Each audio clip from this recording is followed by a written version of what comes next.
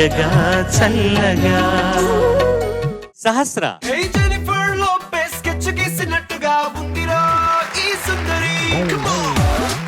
Dialogue ready చేసావా లేదా? అవునా, లెట్స్ డు ఇట్. మేము పిఠాపురం ఎమ్మెల్యే తాలూకా.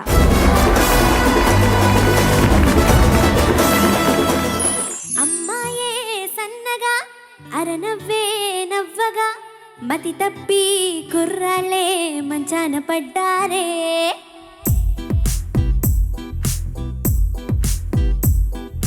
అమ్మాయే సన్నగా అరనవ్వే నవ్వగా మతి తప్పి కుర్రాళ్ళే మంచాన పడ్డారే.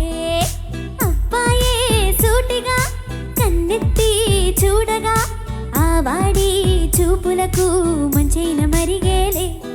ఆ నవ్వులు ఈ చూపులు, ఆ నవ్వులు ఈ చూపులు కలిపేస్తే ప్రేమేలే. అమ్మాయే సన్నగా అరనవ్వే నవ్వగా మతి తప్పి కుర్రాళ్ళే మంచాన పడ్డారే.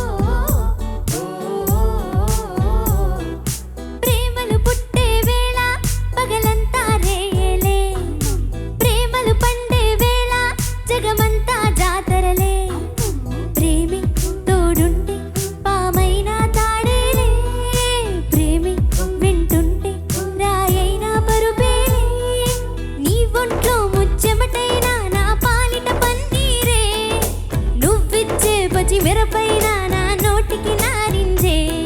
ఈ వయసులో ఈ వరసలో, ఈ వయసులో ఈ వరసలో నిప్పైన నీరేలే.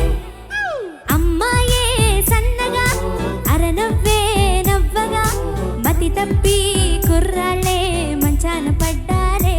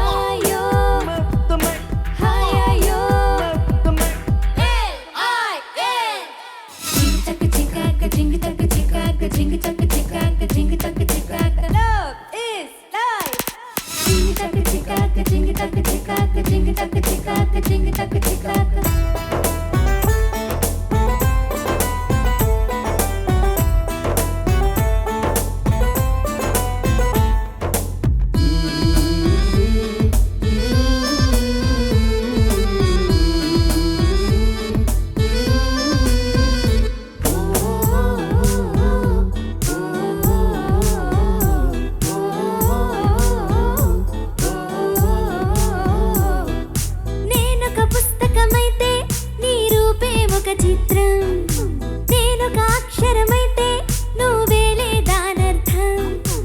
ఎగిరి నీ పైటే కలిగించే సంచలనం, బొలికి నీ వలపే చేయించే తల స్నానం.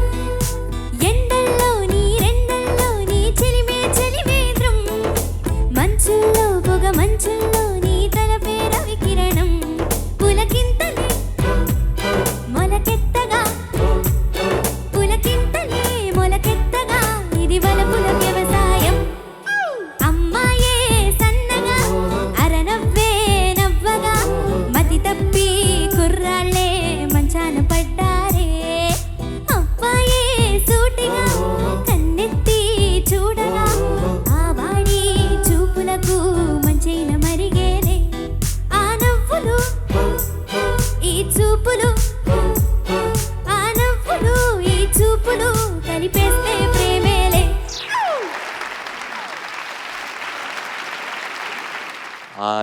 టైంలో ఒక సంచలనం క్రియేట్ చేసిన ఒక పెద్ద హిట్ సాంగ్ ఇది. అవును సార్. గుర్తుందా?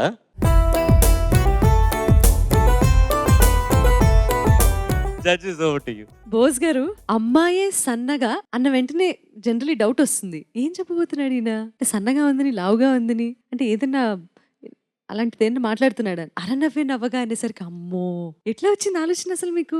మిస్సమ్మ సినిమాలో ధర్మం చేబాబు ఒరనా అరనా అని ఉంటుంది. అందులో ఒరు అన అంటే ఒక్క అన, అర అన అంటే అరన. అందులోంచి అది విని అరనవ్వు అనే మాట వచ్చింది నాకు. Super sir. Thank you so much నానా for this wonderful super hit song. Thank you. First beginning తరరే తరరా తరరే దదద, అది ఆఫ్ స్కేల్. అలా కన్సిస్టెన్సీ లేదు నాన్న, ఎందుకనో ఈ పాట మొత్తంలో ఎనర్జీ ఉంది. డూయట్ ని సోలోగా పాడుతున్నావు అన్న ఫీలింగ్ లేకుండా చాలా బాగా మేనేజ్ చేసావు, చాలా జాగ్రత్తగా పాడావు. కానీ శృతిలో కన్సిస్టెన్సీ ఎందుకో మిస్ అయింది అనిపించింది నాకు. అది తప్ప మిగతా అఫ్ కోర్స్ మిగతా అంతా బాగుంది. Thank you Sahasra, sir. నేను కూడా సునీత గారు చెప్పిన మాటలు, ఎందుకంటే ఇంకా కొంచెం నిశితంగా పాటను విని పాడితే బాగుండేది. కాకపోతే ఉత్సాహం మాత్రం గొప్పగా ఉంది. పాటలో ఉత్సాహం బాగుంది. ఉత్సవంలాగా పాడే పాటని, చాలా సంతోషం. చిరంజీవి గారి కోసం రికార్డింగ్ నేను ఎప్పుడు చెన్నై వెళ్ళినా వాళ్ళ ఇంటికి నన్ను పిలిచేవారు. పిలిచిన తర్వాత ఇంట్లో నేను కొత్త పాటలన్నీ, అప్పుడు రాసిన కొత్త పాటలన్నీ పాడించేవాళ్ళు నా చేత. రామ్ చరణ్ గారు, బన్నీ గారు, శిరీష్ గారు, వాళ్ళంతా చిన్న చిన్న పిల్లలు. నేను పాడితే అందరు చప్పట్లు కొట్టేవాళ్ళు. పాట అయిన తర్వాత అంతా అయిపోయిన తర్వాత చివరికి అక్కడ మూలకు మెట్ల మీద ఆయన కూర్చునేవాళ్ళు మామూలుగా నైట్ డ్రెస్ వేసుకుని. నన్ను పిలిచారు. పవన్ కళ్యాణ్ గారు అని పేరు, నాకు అప్పటివరకు తెలియదు, ఆయన ఎవరు సినిమాలు కూడా రాలేదు. పిలిచి ఆశ్చర్యంగా నా వైపు చూసి, ఏమండి మమ్మల్ని చూసి చాలా ఆశ్చర్యంగా ఉంది, ఇన్ని పాటలు మీరు ఎలా రాస్తున్నారండి అని అడిగితే బాగా పొంగిపోయి ఏదో వస్తుందండి రాస్తున్నానని నవ్వుతూ చెప్పాను. నాకు ఈరోజు పవన్ కళ్యాణ్ గారిని అడగాలని ఉంది. ప్రజల పక్షాన, ధర్మం పక్షాన, సత్యం పక్షాన ఇలా అలుపెరగకుండా నిలబడి పోరాడే శక్తిని మీకెవరిచ్చారు సార్? సహస్రా, సార్. డెఫినెట్గా సునీత గారు, బోస్ గారు చెప్పిన మాటలన్నీ గుర్తుపెట్టుకుని you can improve. Okay. Except for pitching here and there and all, నాకు పర్సనల్గా I felt you were better compared to your earlier performances. Today you are definitely going to the next step. So there is an improvement in your overall singing. Adanamata kabatti it's a good thing, it's a positive thing. All the best. Thank you sir.